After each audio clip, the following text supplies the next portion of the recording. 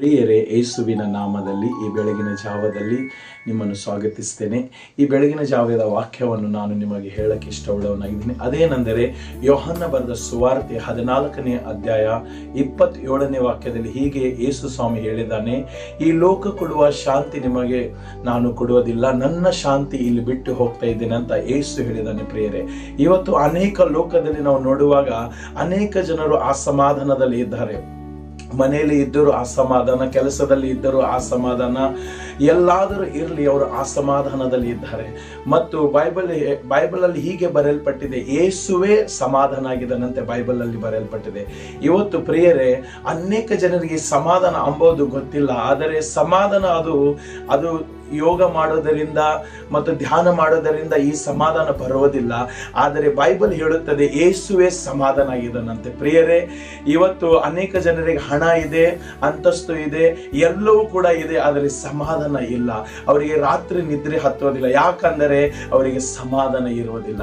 ಅದಕ್ಕೆ ಪ್ರಿಯರೇ, ಇವತ್ತು ಯೇಸು ನಿಮ್ಮೊಟ್ಟಿಗೆ ಮಾತನಾಡುವಾಗ ಯೇಸು ಹೇಳ್ತಾ ಇದ್ದಾನೆ, ಈ ಲೋಕ ಕೊಡುವ ಸಮಾಧಾನ ನಿನಗೆ ನಾನು ಕೊಡುವುದಿಲ್ಲ, ನನ್ನ ಸಮಾಧಾನ ನಿನಗೆ ಕೊಡುತ್ತೀನಂತ ಯೇಸು ಹೇಳ್ತಾ ಇದ್ದಾನೆ. ಪ್ರಿಯರೇ, ಇವತ್ತು ನೀನು ಅನೇಕ ಅಸಮಾಧಾನದಲ್ಲಿ ಇದಿರಬಹುದು, ನಿನಗೆ ಸಮಾಧಾನ ಕಳೆದುಕೊಂಡಿರಬಹುದು, ನಿನ್ನ ನೆಮ್ಮದಿ ಕಳೆದುಕೊಂಡಿರಬಹುದು, ಕುಟುಂಬದಲ್ಲಿ ಮತ್ತು ನಿನ್ನ ಕೆಲಸ ಕಾರ್ಯಗಳಲ್ಲಿ, ನಿನ್ನ ಸ್ಕೂಲಿನಲ್ಲಿ, ನಿನ್ನ ಕಾಲೇಜ್ನಲ್ಲಿ, ನೀನು ನಿನ್ನ ಎಲ್ಲ ಫ್ರೆಂಡ್ ಸರ್ಕಲ್ ನಲ್ಲಿ ನಿನ್ನ ಸಮಾಧಾನ ನೀನು ಕಳೆದುಕೊಂಡಿರಬಹುದು.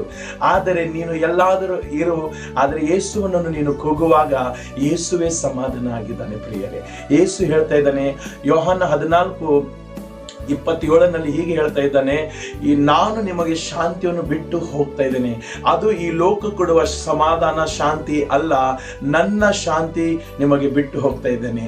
ಪ್ರಿಯರೇ, ಈ ಲೋಕ ನಮಗೆ ಅಸಮಾಧಾನ ಕಡೆಗೆ ಒಯ್ತದೆ. ಈ ಲೋಕದ ಮಾತುಗಳು, ಲೋಕದ ವ್ಯವಹಾರ, ಲೋಕದ ಅನೇಕ ಚಿಂತೆ, ಗದ್ದಲಗಳಲ್ಲಿ ನಮಗೆ ಅಸಮಾಧಾನ ಅನಿಸ್ತದೆ. ಪ್ರಿಯರೇ, ಇವತ್ತು ನೀನು ಎಲ್ಲಾದರೂ ಇದ್ದರೆ ಗೊತ್ತಿಲ್ಲ, ಆದರೆ ಯೇಸುವನ್ನು ಕೂಗು, ಹೃದಯದಿಂದ ನಂಬು, ಬಾಯದಿಂದ ಆರೈಕೆ ಮಾಡು, ಯೇಸುವೆ ನನ್ನ ರಕ್ಷಕನು ಅಂತ.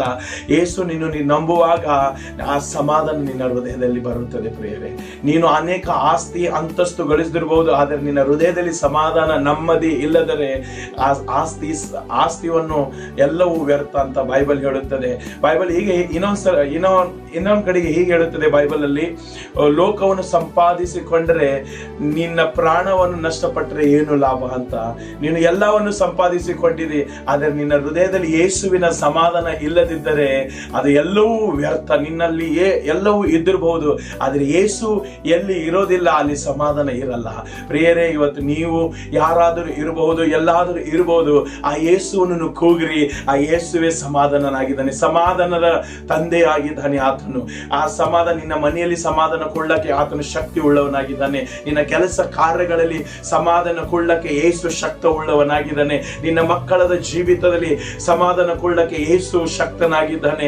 ನಿನ್ನ ಗಂಡ ಹೆಂಡತಿಯ ಮಧ್ಯದಲ್ಲಿ ಆ ಸಮಾಧಾನ ಇದಿರಬಹುದು, ಆದರೆ ಯೇಸು ಸಮಾಧಾನ ಕೊಳ್ಳಕ್ಕೆ ಶಕ್ತಿ ಉಳ್ಳವನಾಗಿದ್ದಾನೆ. ಪ್ರಿಯರೇ, ಇವತ್ತು ನೀವು ಯಾರಾದರೂ ಇರಬಹುದು, ಎಲ್ಲಾದರೂ ಇರಬಹುದು, ಯಾವ ಸ್ಥಳದಲ್ಲಿ ಇದಿರಬಹುದು ಗೊತ್ತಿಲ್ಲ, ಆದರೆ ಯೇಸುವನ್ನು ನೀವು ಒಂದು ಸಾರಿ ಕೂಗುವಾಗ ಆ ಯೇಸುವಿನ ಸಮಾಧಾನ ನಿನ್ನ ಹೃದಯದಲ್ಲಿ, ನಿನ್ನ ಆಲೋಚನೆಯಲ್ಲಿ, ನಿನ್ನ ಎಲ್ಲಾ ಸ್ಥಳದಲ್ಲಿ ಯೇಸುವಿನ ಸಮಾಧಾನ ಬರುತ್ತದೆ. ಪ್ರಿಯರೇ, ಈ ವಾಕ್ಯವನ್ನು ನಿಮ್ಮ ಜೀವಿತವನ್ನು ಆಶೀರ್ವಾದ ಮಾಡಲಿ, ನಿನ್ನ ಕುಟುಂಬವನ್ನು ಆಶೀರ್ವಾದ ಮಾಡಲಿ, ಮತ್ತು ಇವತ್ತಿನ ದಿನ ಎಲ್ಲ ಈ ವಾಕ್ಯದ ಸಮಾಧಾನ, ಯೇಸುವಿನ ಸಮಾಧಾನ ನಿನ್ನ ಜೀವಿತ ಮೇಲೆ ಆಳಲಿ, ಯೇಸುವಿನ ನಾಮದಲ್ಲಿ.